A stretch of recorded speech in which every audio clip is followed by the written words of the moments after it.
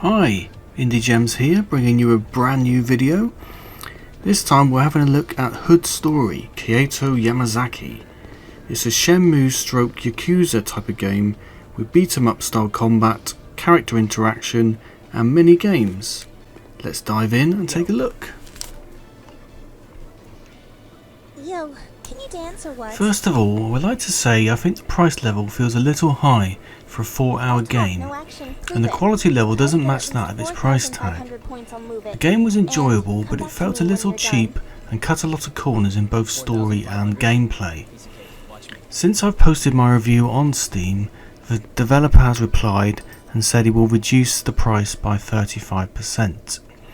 I still think it's a little too high, but with another sale, hopefully that price will be more towards what I expect to pay for this sort of game. The world is very small with only 3 territories, and the territories are very small also, with one main street and a few side alleys. The main street is where you will find most distractions like the arcade, supermarket, bowling alley, karaoke, clothes shops, pawn shops and restaurant, and in the alleys you'll usually find some sort of illegal gambling operation like pachinko or tortoise racing. And there's also a taxi rank where you can visit the dojo to train. The arcade is quite a fun place to spend a bit of time with a few mini games to enjoy like the Move It dancing game, a whack-a-mole type boxing game, a claw game trying to grab prizes and a fortune teller. Most of these are for achievements, but they also have high scores if you did want to repeat them, but they're very basic and mostly just involve quick time events, pressing the gamepad in a certain direction periodically. The other mini games like bowling and karaoke are also very basic, but they're all fun nonetheless. There are a few ways you can earn money to spend on new outfits, food to replenish health, or use to gamble. Either you can register at the job centre and work as a forklift driver in another basic game where you load pallets onto the back of a truck for a minute, or you can beat up rival gang members and steal their cash.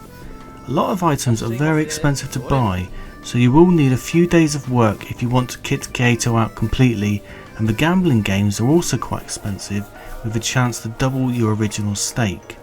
These gambling games are quite difficult to win and mostly rely on pot luck and have the odds stacked in their favour.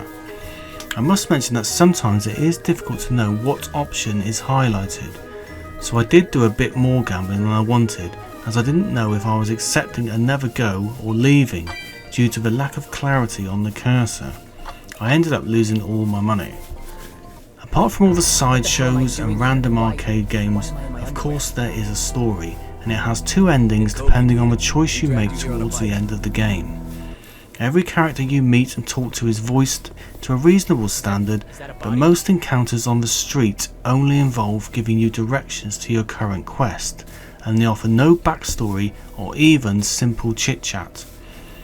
Only major characters offer a bit more interaction, sometimes with a few dialogue choices to choose from, but I suspect they all end up with the same result, apart from the major one at the end. There are a couple of side quests, but again they are very basic and short, and the only real quest is the main story, which is quite linear. It usually involves you being sent off to talk to someone and along the way beating up some people and partaking in some driving mini-games. The story is quite entertaining, but don't expect an elaborate story with in-depth character examinations and backstories. Again, it's pretty basic, but the fact that there is voice acting does help a lot.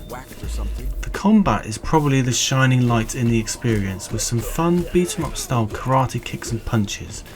But the arenas are quite small and cramped, or just act like a side-scrolling beat-em-up. There are finishing moves when your meter is full, which are entertaining to watch, and the character looks and feels quite fluid in his combat moves. There are weapons to pick up from beaten foes like knives, baseball bats and guns.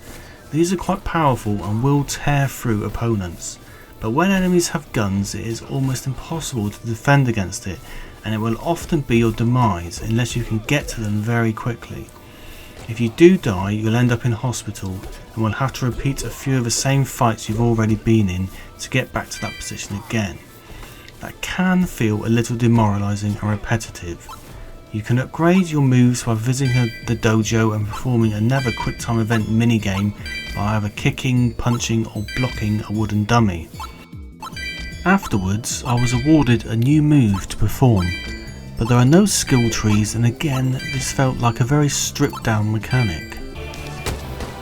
Good story Kaito Yamazaki is fun to play as long as your expectations are kept to a reasonable standard. It is nowhere near in the league of the Yakuza series and more akin to the original Shenmue series, but still not as elaborate. If you can pick this up on a heavy sale and you enjoy this type of game, then there is entertainment value here, but it is a bit rough around the edges and quite stripped down in almost every facet. But I enjoyed the ride, so will recommend with these caveats. Okay, that's it for this video. If you enjoyed it, please leave a like and subscribe, and I'll catch you next time.